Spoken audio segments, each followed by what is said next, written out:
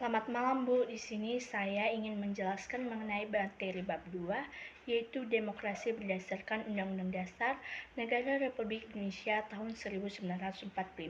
A. Periodisasi pemberlakuan Undang-Undang Dasar di Indonesia. Yang pertama yaitu Undang-Undang Dasar 1945 yang terjadi pada 18 Agustus 1945 sampai 27 Desember 1949. Pemberlakuan diberlakukan sehari setelah proklamasi kemerdekaan yang terjadi pada 18 Agustus 1945 sebagai konstitusi pertama, menandakan diterapkannya demokrasi konstitusional. Sifat sementara oleh Insinyur Soekarno menyatakan sifat Undang-Undang Dasar 1945 ini sementara karena dianggap belum lengkap dan sempurna mengingat situasi mendesak saat ini. Strukturnya yaitu terdiri dari mukadimah atau kini pembukaan, batang tubuh yang pada saat itu 36 pasal dan juga penjelasannya. Lembaga dibentuk Komite Nasional Indonesia Pusat atau disingkat dengan KNIP yang menjalankan tugas pemerintahan atau legislatif dan menetapkan GBHN sebelum terbentuknya MPR, DPR, dan juga DPA. Yang kedua yaitu Konstitusi RIS yang terjadi pada 27 Desember 1949 sampai 17 Agustus 1950. Pemberlakuannya yaitu mulai daripada 27 Desember 1949 setelah pengakuan kedaulatan Indonesia oleh Kerajaan Belanda. Bentuk negara yaitu Republik Indonesia Serikat atau Federasi yang berdaulat dan juga merdeka. Seperti tercantum dalam pasal 1 ayat 1 Konstitusi RIS. Sistem pemerintahannya yaitu parlementer, kepala pemerintahan dijabat oleh Perdana Menteri. Strukturnya yaitu terdiri dari atas mukadimah atau 4 alinea, batang tubuh yaitu 6 bab, 197 pasal, dan juga lampir. Yang terakhir yaitu pengakhirannya, banyak aspirasi untuk kembali ke Negara Kesatuan Republik Indonesia atau NKRI. Pada 17 Agustus 1950 disepakati kembali ke bentuk negara kesatuan. Yang ketiga yaitu Undang-Undang Dasar Sementara atau UUDS 1950 pada 17 Agustus 1950 sampai 5 Juli 1959. Penggantian Konstitusi RIS menjadi UUDS 1950 melalui Undang-Undang Dasar Nomor 7 Tahun 1950. Bentuk negara yaitu kesatuan, pasal 1 ayat 1 UUD 1950. Sistem pemerintahannya yaitu parlementer. Sifatnya sementara, menunggu terpilihnya Dewan Konstituante hasil pemilihan umum untuk menyusun Undang-Undang Dasar yang permanen. Kondisi politik periode ini ditandai oleh ketidakstabilan politik dan seringnya pergantian kabinet atau sebanyak 7 kali. Yang terakhir yaitu Dewan Konstituante gagal merumuskan konstitusi baru. Presiden Soekarno mengeluarkan dekret presiden yang terjadi pada 5 Juli 1959 yang berisi yang pertama yaitu membuatkan Badan Konstituante, yang kedua menetapkan berlakunya kembali Undang-Undang Dasar 1945 dan tidak berlakunya UUD 1950. Yang ketiga yaitu pembentukan MPRS dan juga DPAS. Yang keempat yaitu UUD NRI 1945 yang terjadi pada 5 Juli 1959 sampai 19 Oktober 1999. UUD 1945 kembali berlaku setelah dekret presiden. Indikator demokrasi yaitu pada periode ini ditemukan seperti adanya lembaga perwakilan, akuntabilitas, multipartai, dan juga pemilu. Pemenuhan hak-hak dasar dan otonomi daerah yang luas. Kontrol kekuasaannya yaitu adanya peringatan tentang pentingnya kontrol kekuasaan untuk mencegah kekuasaan tanpa batas dan sewenang-wenang. Indikator-indikator demokrasi yang disebutkan dalam teks yaitu dari Evan Gafar. Yang pertama yaitu akuntabilitas, yang kedua yaitu rotasi, yang ketiga yaitu rekrutmen politik terbuka, yang keempat yaitu pemilihan umum, yang kelima yaitu pemenuhan hak-hak dasar. Kita lanjut ke bagian B, yaitu perubahan Undang-Undang Dasar Negara Republik Indonesia tahun 1945. Yang pertama, latar belakang perubahan atau amandemen.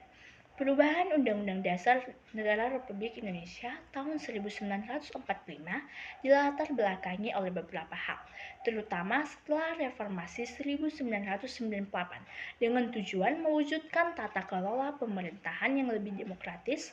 Alasan utamanya yaitu yang pertama yaitu struktur ketatanegaraan. Undang-Undang Dasar Negara Republik Indonesia tahun 1945 awal memberikan kekuasaan yang terlampau besar kepada MPR sebagai lembaga tertinggi tanpa mekanisme checks and balance yang memadai. Kekuasaan eksekutif memberikan kekuasaan yang sangat besar kepada Presiden. Pasal multitafsir, adanya pasal-pasal yang mengandung tafsir ganda atau arti ambigu. Ketentuan konstitusi yaitu rumusan Undang-Undang Dasar 1945 tentang hak asasi manusia, demokrasi, otonomi daerah, dan juga lain-lain dianggap belum didukung oleh ketentuan konstitusi yang memadai. Yang kedua yaitu proses perubahan Undang-Undang Dasar tahun 1945, amandemen dilakukan oleh MPR atau Majelis Permusyawaratan Rakyat. Sesuai pasal 3 dan 37 Undang-Undang Dasar Negara Republik Indonesia tahun 1945, usulan perubahan diajukan minimal 1/3 dari jumlah anggota MPR dan harus tertulis dengan alasan yang jelas. Sidang untuk mengubah dihadiri minimal 2/3 anggota MPR. Keputusan perubahan disetujui oleh minimal 50% tambah 1 anggota dari seluruh anggota MPR. Sifat perubahan dilakukan secara adendum, yaitu tetap mempertahankan naskah asli Undang-Undang Dasar 1945, sedangkan naskah perubahan diletakkan melekat pada naskah aslinya. Batasan bentuk Negara Kesatuan Republik Indonesia atau juga NKRI dan pembukaan Undang-Undang Dasar Negara Republik Indonesia tidak dapat dilakukan perubahan atau dipertahankan. Yang ketiga yaitu hasil dan dampak perubahan. Hasil perubahan Undang-Undang Dasar Negara Republik Indonesia tahun 1945 membawa dampak signifikan, diantaranya kedaulatan rakyat. Kedaulatan berada di tangan rakyat dan dilaksanakan menurut Undang-Undang Dasar Pasal 1 Ayat 2. Yang pertama yaitu Rule of Law. Hukum menjadi panglima tertinggi. Rule of Law Pasal 1 Ayat 3. Sistem pemerintahannya yaitu mempertegas sistem presidensial untuk memperkukuh sistem pemerintahan yang stabil dan juga demokratis. Penguatan lembaga. Tugas dan fungsi lembaga negara dipertegas, adanya checks and balance antara lembaga. Demokrasi langsung, yaitu rakyat dapat memilih langsung wakil dan juga presiden dan wakil presiden. Yang keempat yaitu makna demokratis. Makna demokratis dijelaskan sebagai cara berpikir, bersikap, dan bertindak yang menyelaraskan baik dan kewajiban diri serta orang lain. Perubahan UUD 1945 merupakan bagian dari upaya memperkuat budaya demokrasi di Indonesia. Dan kita lanjut ke bagian C, perilaku demokratis berdasarkan UUD NRI tahun 1945 pada era keterbukaan informasi. Yang pertama yaitu definisi perilaku demokratis. Perilaku demokratis menurut Mustari adalah cara berpikir, bersikap, dan bertindak yang menilai sama hak dan kewajiban diri sendiri dan juga orang lain. Intinya adalah menghargai keberadaan dan bersikap santun terhadap orang lain. Yang kedua, tantangan di era keterbukaan informasi. Berperilaku demokratis di tengah arus informasi deras, wajib berpegang pada Pancasila dan juga Undang-Undang Dasar Negara Republik Indonesia tahun 1945. Tantangan utamanya adalah rendahnya budaya literasi. Tujuannya adalah melahirkan generasi cerdas berteknologi, cerdas berliterasi, dan juga santun dalam berdemokrasi. Yang ketiga yaitu pentingnya sikap selektif. Sikap demokratis sulit terwujud jika masyarakat tidak selektif dalam menerima informasi. Informasi yang tidak terpercaya dan juga tidak dicari kebenarannya dapat merugikan serta memecah belah persatuan. Penting untuk menyaring informasi sebelum mempublikasikannya. Yang keempat yaitu prinsip-prinsip perilaku demokratis.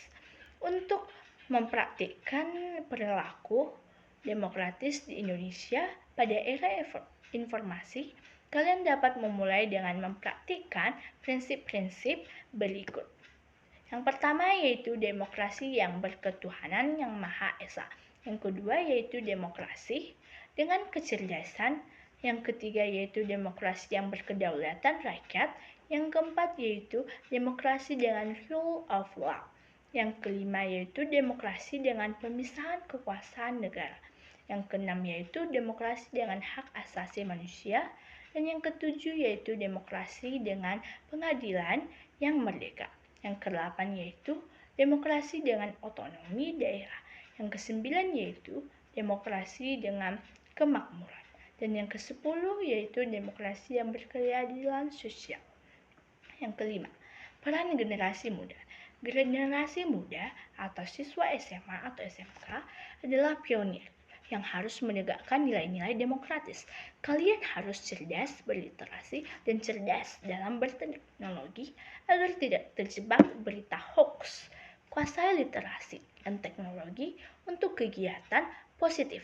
Misalnya membuat game edukasi, poster, komik, dan lain sebagainya, guna menciptakan kehidupan demokratis. Yang keenam yaitu kebebasan berpendapat. Kebebasan berpendapat adalah bagian penting demokrasi. Dijamin pasal 28 UUD NRI tahun 1945, namun dalam menyampaikannya harus yang pertama, berdasarkan argumen yang jelas dan kuat. Yang kedua, menggunakan kata-kata yang santun. Yang ketiga, tidak memotong pembicaraan atau menyerang pribadi orang lain.